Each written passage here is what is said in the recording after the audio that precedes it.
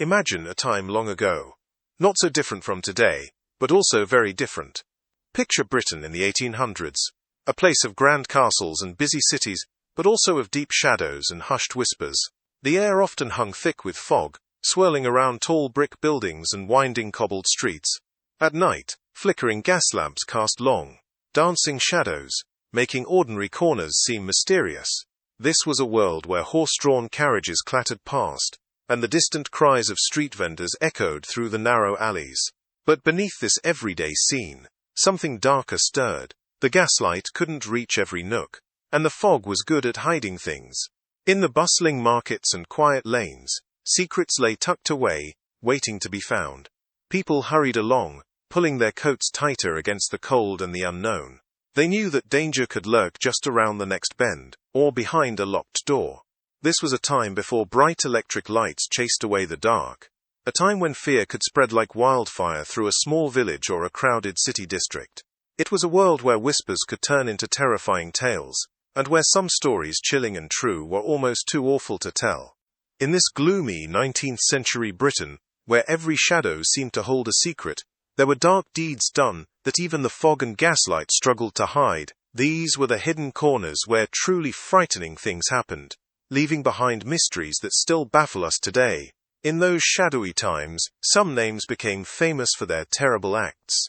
Think of stories whispered around fires, like Jack the Ripper, whose name still makes people shiver. But for every killer whose name we remember, there were many, many more whose dark deeds faded into the gloom. Their victims were real, their crimes truly scary, but over time, their stories were lost. Imagine history as a huge old book.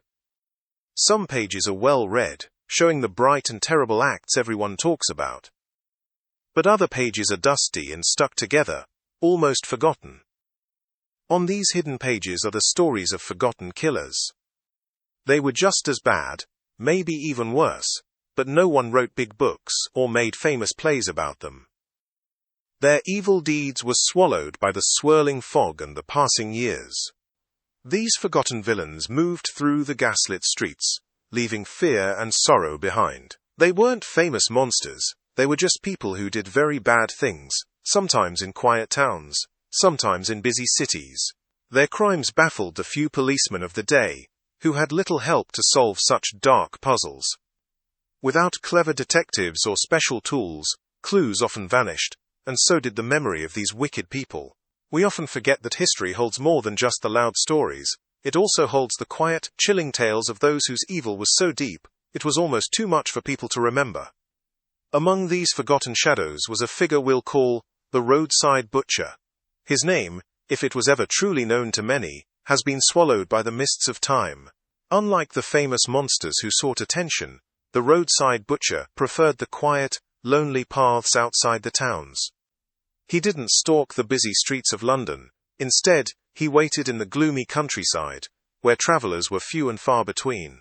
His victims were always people who had little to lose, and even less protection.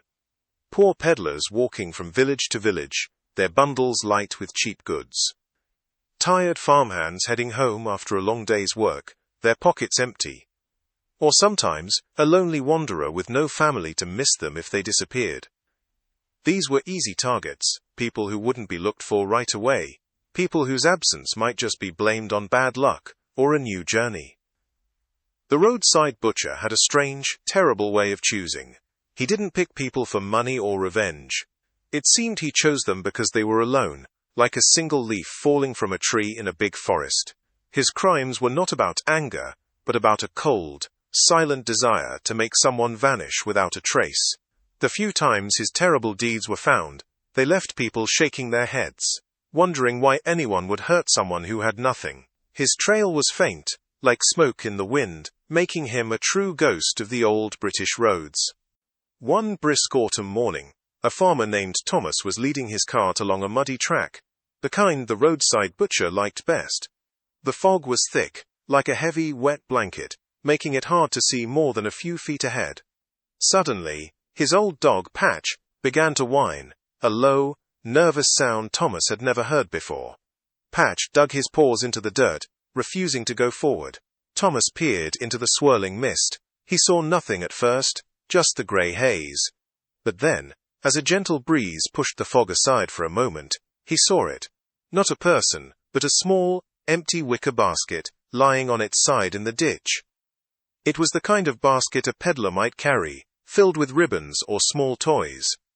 Next to it, half buried in the mud, was a single, brightly coloured wooden bird, its paint chipped but still cheerful. There was no peddler, no sign of struggle, just the basket and the toy. It was as if the person had simply vanished into the fog. Thomas felt a cold shiver run down his spine, even though the air wasn't that cold. Patch continued to whimper, looking into the dense fog as if he saw something no human eye could.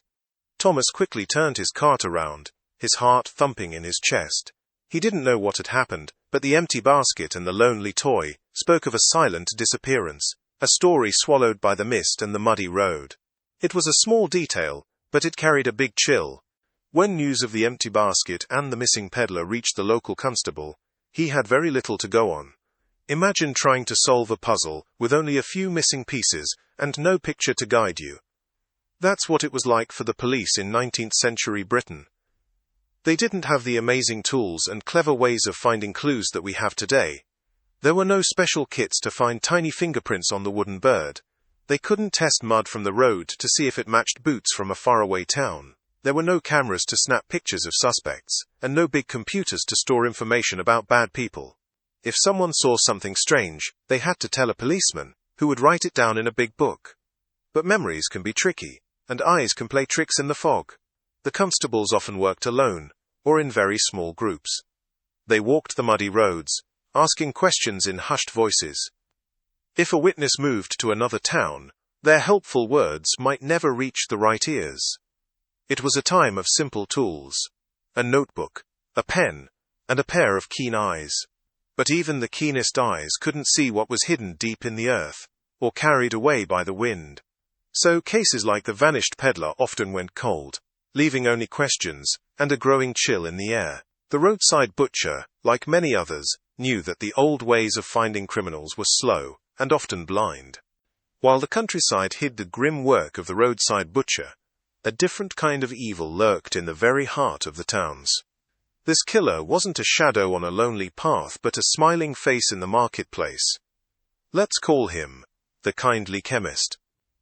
Mr. Silas Blackwood ran a small chemist shop in a busy street, known for his gentle manner and helpful advice. He wore spectacles perched on his nose, and always had a kind word for everyone, especially the elderly ladies who came in for their cough syrups and soothing teas. No one would ever suspect Mr. Blackwood of anything bad. He was a pillar of the community, always donating to the church and offering free remedies to those who couldn't afford them. He seemed like the very picture of a good, honest man. But beneath that kindly smile and helpful hand lay a chilling secret. The Kindly Chemist had a dark hobby. He liked to experiment with poisons. Not the loud, obvious kind, but subtle, slow-acting ones that mimicked natural sicknesses. He didn't choose his victims based on their loneliness, but on their trust. Often, they were older folks who came to him with their little aches and pains, trusting his medical knowledge. He would offer a special tonic or a new powerful remedy that promised to ease their suffering, and for a little while, it seemed to work. But then, slowly, their health would worsen, until one morning, they simply wouldn't wake up. Their deaths were put down to old age or a sudden illness, leaving no hint of the true wicked hand that had helped them pass from this world.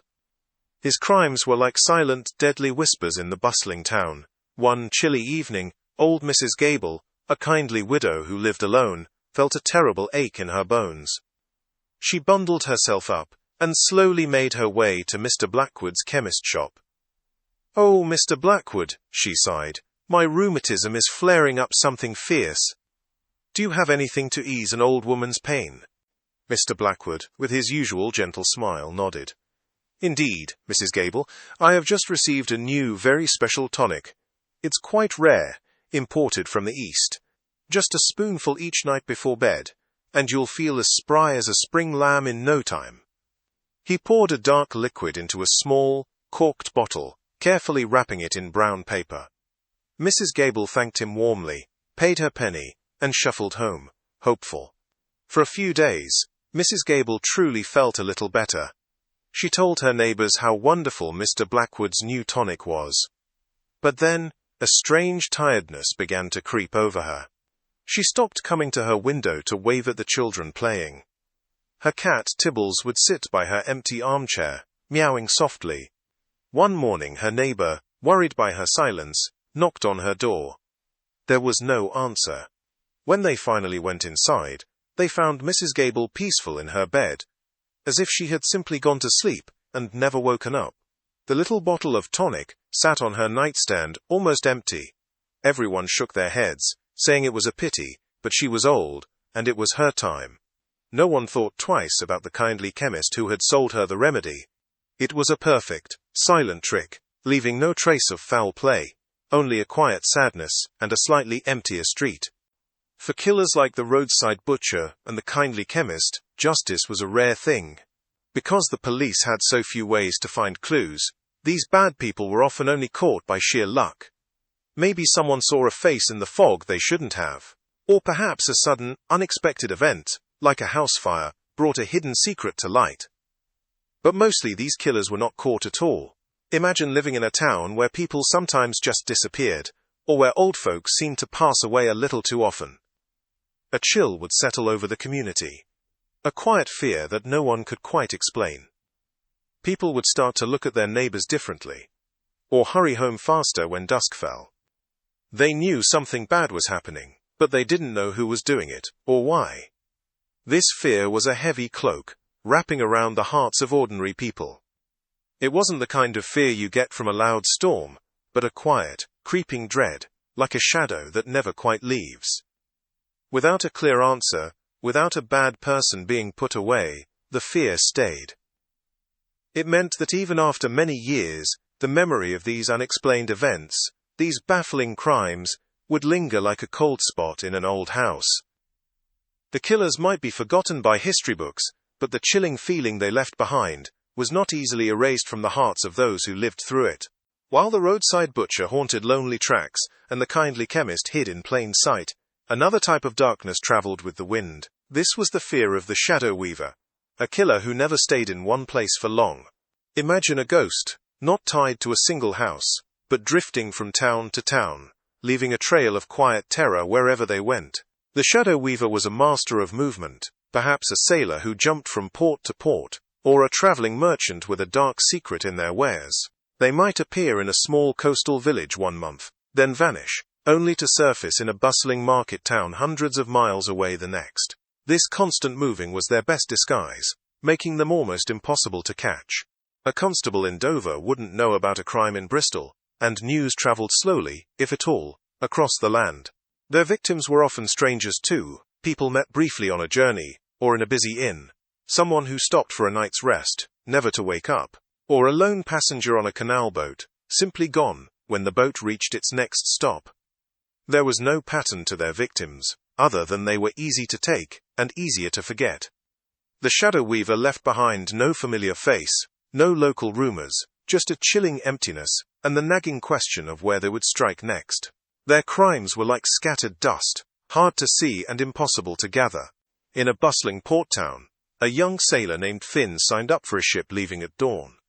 He was last seen enjoying a pint at the Salty Dog Inn, chatting with a quiet stranger with eyes that seemed to watch everything. When the ship sailed, Finn was not aboard. His hammock was empty, his small bag of belongings untouched. The innkeeper shrugged, saying Finn must have decided to stay on land, though it was odd for a sailor with no money. Months later, far away in a quiet market village nestled beside a canal, a barge worker named Old Man Hemlock was found missing from his boat. His pipe lay cold on the deck, and a half-finished meal sat on his small table. His dog, Bess, whined by the gangplank, looking into the dark water. Neighbors remembered seeing a new face around, a man with a heavy coat, who seemed to be just passing through, always watching. These were just two tiny dots on a vast, dark map. A missing sailor here, a vanished barge worker there. No one linked them. How could they? The towns were too far apart, the victims too different. The quiet stranger, the man in the heavy coat, they were just faces in the crowd, easily forgotten once they moved on. The shadow weaver left no trace, no clues that could connect the dots, only a whisper of emptiness, a sudden chill in the air, and the mystery of people simply gone. Their path was like a winding, dark river, leaving small pools of sorrow in its wake, but never truly showing its source. In those days, newspapers were very different from the ones we read today.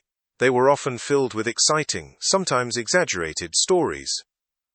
When a strange disappearance or a sudden death happened, the local papers would print the news, often with big, scary headlines. Peddler vanishes on foggy road, or old woman dies suddenly, mystery in the air. These reports, while meant to inform, often made people even more scared. They would read about the empty basket, or the quiet passing of Mrs. Gable, and their imaginations would run wild. The papers didn't have many facts to share, because the police had so few clues, so they would sometimes add extra details or guesses, making the stories sound even more spooky. This made the fear spread like a cold cough through the town. People would gather in the public houses or market squares, whispering about what they read. "Did you hear about the poor sailor in Dover?" someone might ask, not knowing that a similar mystery had happened far away. The newspapers brought the fear into every home, but they rarely brought answers. They couldn't connect the dots between crimes in different towns, like the scattered deeds of the shadow weaver. Without a central way to share information, each town felt its own chill. The headlines made people shudder, but they didn't help catch the bad guys. Instead, they just kept the dark secrets alive in the minds of the worried readers. When crimes like those of the Roadside Butcher, the Kindly Chemist, or the shadow weaver went unsolved, it didn't just mean a bad person walked free. It meant that a heavy cloud of worry settled over the towns and villages where these things happened. People would talk in hushed voices, their eyes darting to shadows, or watching strangers with suspicion. This wasn't a fear that went away quickly. It stayed, like a cold draft in an old house. Children would be told to stay close to home, especially after dark. Doors that used to be left ajar would now be locked tight. Neighbors who once trusted everyone might start to wonder about the quiet man down the lane, or the new face at the inn. The feeling was one of dread, a quiet knowing that evil could be anywhere, and that no one was truly safe. It was worse than knowing a monster lived in the woods, because this monster might look like anyone. It could be the friendly shopkeeper, or the silent traveler, or someone unseen in the fog. These unsolved mysteries left scars, not on buildings, but on the hearts of the people.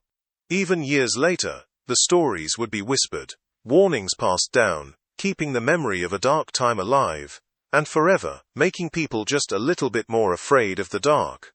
These chilling tales from long ago, about forgotten killers and their baffling crimes, remind us of something important. They show us that even in times that seem far away and simple, bad things can happen. People weren't always safe just because it was the olden days. Evil, sadly, is not a new invention. These stories also teach us that sometimes, we never get all the answers. The world, even with all our clever tools today, still holds mysteries. Back then, with less knowledge and fewer ways to track down clues, it was even harder to find out who did what, and why. The silence around these forgotten crimes is a reminder that some puzzles remain forever unsolved. It's a little bit scary, isn't it? To think of people like the Roadside Butcher, the Kindly Chemist, and the shadow weaver walking free, their terrible secrets buried by time and fog. Their stories aren't just old tales, they are echoes from the past, telling us that darkness can hide anywhere, and that some questions might never find their answers. It makes us think about how lucky we are to have clever police and science today, but also to remember that sometimes, the past keeps its secrets very well indeed. So as we close the book on these dark tales from 19th century Britain, remember that not all monsters are famous. Some of the scariest ones are the ones we've forgotten, their names lost to the mists of time. The Roadside Butcher, the Kindly Chemist, the Shadow Weaver. They may be gone from our history books, but their stories still carry a quiet shiver. They are like old ghost stories, aren't they? The kind you tell around a flickering campfire on a dark night, where the shadows dance and every creak of a branch sounds like a footstep. You know the ghosts aren't really there, but the tales still make your skin tingle, and your heart beat a little faster. These forgotten killers remind us that the past holds more than just kings and queens, or grand inventions. It also holds secrets, whispered fears, and unsolved puzzles. And even though we might not know their real names, or how their dark stories truly ended, the idea of them, moving silently through the foggy streets and lonely roads of old Britain, is still a little bit chilling. It makes us look twice into the shadows, even today, and wonder what other forgotten tales the darkness might still hide.